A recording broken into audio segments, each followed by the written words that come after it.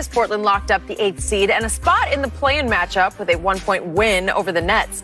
Dame had a game-high 42 points, 12 assists, and went 8 of 14 from beyond the arc, including a pull-up three from nearly half court. Fox Sports NBA analyst Chris Broussard is joining us this morning. Chris, good to have you. Dame making things interesting for us on Undisputed. Could you please give us a letter grade for his performance? A+. Yeah. I know Skip Bayless is going to find a way to whittle it down to a C+ or a B or something like that. So I'm saying it with my chest. A+. And some people might say, how you get an A+ when you don't play any defense? And I'll give it to you. Neither Dame nor the Blazers plays a lick of defense. However, when it was crunch time, when the money was on the line, Dame defended. He had 2 steals in the fourth quarter, and with 1:12 left, he picked the pocket of Karis LeVert, who was almost as hot as Dame. That set up what turned out to be the game-sealing jump shot by C.J. McCollum. Case was closed after that. Damian was tremendous. 12 points, 4 assists, those 2 steals in the fourth quarter, and he carried them early in the fourth.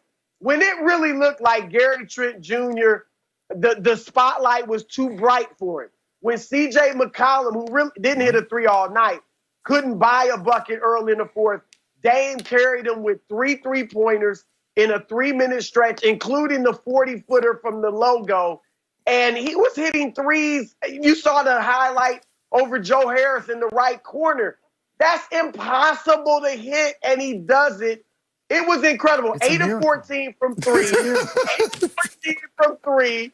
All right. The rest of the team's 5 of 25 from 3.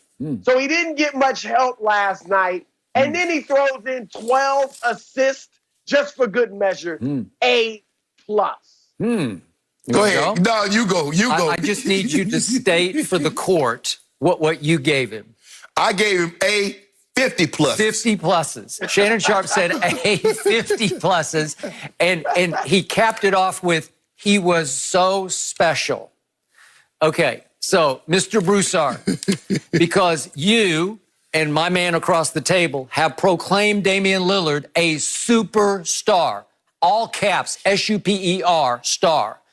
I then have to grade him by superstar curve and standards and measures because that's the highest order, right? There are very few superstars. So you guys go A+.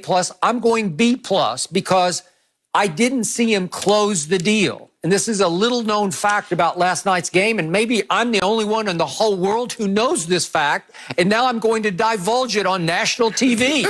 But would you believe that over the last 7 minutes and 12 seconds of that basketball game last night, and it was a game, it was a teeter-totter of a shootout game, back and forth and back. Can you top this? Can you do this?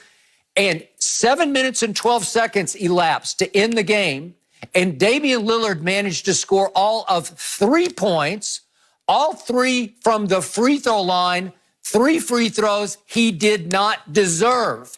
If we could see what happened with 3:19 left, that kid, Luwawa Cabarro for the Nets, who I didn't know much about, but he had a game. Whew, he can play. Hand on the back. Yep. Okay, hand on the back. Hand on the back. It's a barely touch foul. Did he hit him on the hand? No. Did he hit him on the arm? No.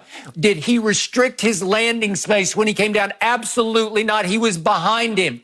He barely touched him in the back as Dame pulled up just to make sure that he didn't make body contact with him. It was a phantom foul. It was a superstar call. It was 3 gift free throws. And I just sat back and said, I guess he is a superstar because that's a James Harden-esque call. He got the 3 free throws, and to his credit, he makes his free throws unless maybe they're just 10 or 20 seconds left and he misses 2 against the Clippers. But we won't go there. We will not go there. We'll go here. Over the last 3:19, he doesn't score any points. So that's 3 undeserved free throws over 7 minutes and 12 seconds. Now let's look at what really did happen over the close of this game. And you said that Gary Trent Jr. sort of faded and the spotlight got too big for him. Man, with 2:29 left, He made a huge shot because he gave them a lead they would not relinquish. Gary Trent Jr. from the corner. Again, Dame fed him. Yeah, nice, okay, nice. say that. Okay, it's pretty nice. That's a pretty standard point guard pass. Wide open, kaboom, he made it. You got to give him credit for making a big shot in a moment he has not experienced in his career. And then let's see what happened with 1:19 left. Dame drives and tries to take a mid-range jumper, which he's not great at. It's usually not his bread and butter. Dame got good mid-range game. That's fair, and there he is, and he misses that one pretty badly. But he redeems himself. To Chris's point, he does not quit on the play. He does not pout. He chases Karis LeVert, who's on his way to maybe tying the game, and just out-hustled him for the basketball. Karis LeVert dribbles too high to me, and he's like a wild dribbler, and he is stealable, and he pulled off a big steal there. But then what happens? Next possession, 53 seconds left. Did Dame close the deal? No, as Chris referred to, CJ stood for clutch jumper, and he manned up. He looked like that guy. He said, well, if you can't do it, Dame, I can do it. Swish. That should have been ball game, but it wasn't because Karis LeVert had one last chance. And for a team that plays no defense, I want everybody to watch C.J. McCollum's defense on Karis unstoppable LeVert on that final possession. That was some shutdown, lockdown defense because Karis LeVert wants to get in the lane. He wants to get to 8 feet, 5 feet, 4 feet. That's where he can kill you, and he would not let him by. He forced him into a step-back, fall-away jump shot that he was not wanting to take, and he took it badly because he didn't shoot it with any conviction, and he missed it badly, and that was the ball game because CJ manned up and played defense for a team that does not play much. CJ did a great job. He tried to swipe with the right hand, and then he contested the shot with his left hand. Give CJ credit. Okay, but so final question. Okay. So you gave this man a 50-plus, and that man had scored 42 points to the 7-12 mark, and he scores 3 undeserved free throws the rest of the way? Really? And that's plus, that's 50 pluses? Chris, I don't get it. Chris, you see what he did? Now, CJ made 1 basket in the entire fourth quarter. He had 4 points. He made 1 basket, shot 2 free throws. Was that not the basket? Whoa, Skip, just a second. I didn't interrupt you. I let you have your turn. I let you flow. I would have let you go. No. I wanted you to go because I wanted to go behind you. Now, they're down 7 points to start the fourth quarter. Dame scores 12, dishes out these assists. Because here's the thing, what you're starting to see, Chris, with Skip, is that the only way you can be a superstar if you score the basket. So these assists, these steals that he comes up with, they had no bearing. So even though they're down 7, he's looking at CJ save Dame's bacon, just like Kyrie saved LeBron, just like Ray Allen and all these other guys. Everybody saves their bacon. But what about there's no bacon to save? If I don't go out and make this money, who's bringing home the bacon for you to save it? You forgot that, Skip. Okay. So you're 3 quarters and they're fourth quarter. All of the 3 quarters. The man had 12 points, 3 assists over the final 4 minutes. Melo 3, Nurkic layup, Gary Trent Jr. Now remind you. Wait, who had over the final 4 minutes? Over final 4 minutes, he had 3 assists. Oh, he had 3 assists. Yeah. Right.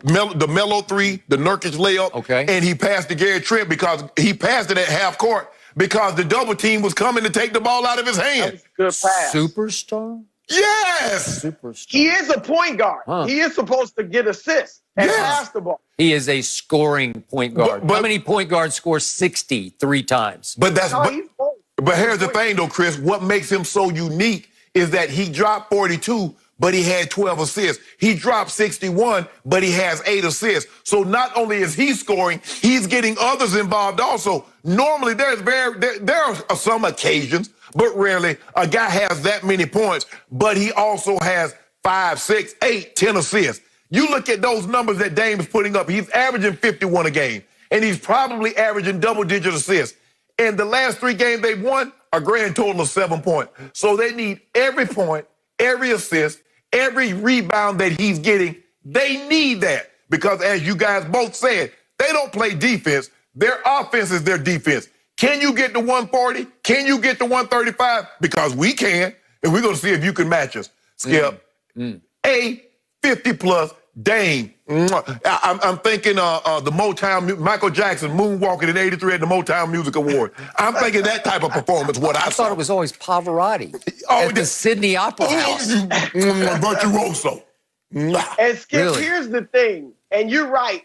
Eventually, Gary Trent settled down, and so did CJ. But I thought what happened is that when they saw Damian taking over, that relaxed them because they looked tight.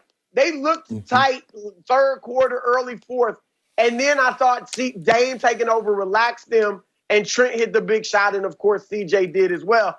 And here's the other thing. He did it against double teams. They were picking him up just about at half court. Yes. And a boxing one at times.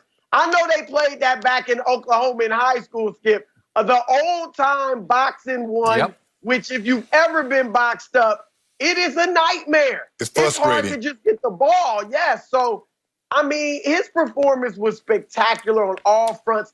And his assists were good. Remember the assist to Nurkic? Yeah. Three-quarter court pass to Nurkic for the lay-in. Got it. I mean, he was phenomenal. He was phenomenal. There was this guy in Chicago named Jordan, and every game, everybody tried to take the ball out of his hands. Shannon Sharpe has been comparing Damian Lillard to Michael Jordan now for 3 days on this show, so I will too. Michael was never bothered by double teams, traps, boxing ones. They tried everything. He was a natural-born roll-out-of-bed scorer, and he would never go 7-12 of a fourth quarter without making a single basket. He has. Yes, he Not did. in a game like this. Yeah. Not in a game of he this was magnitude. 6'6".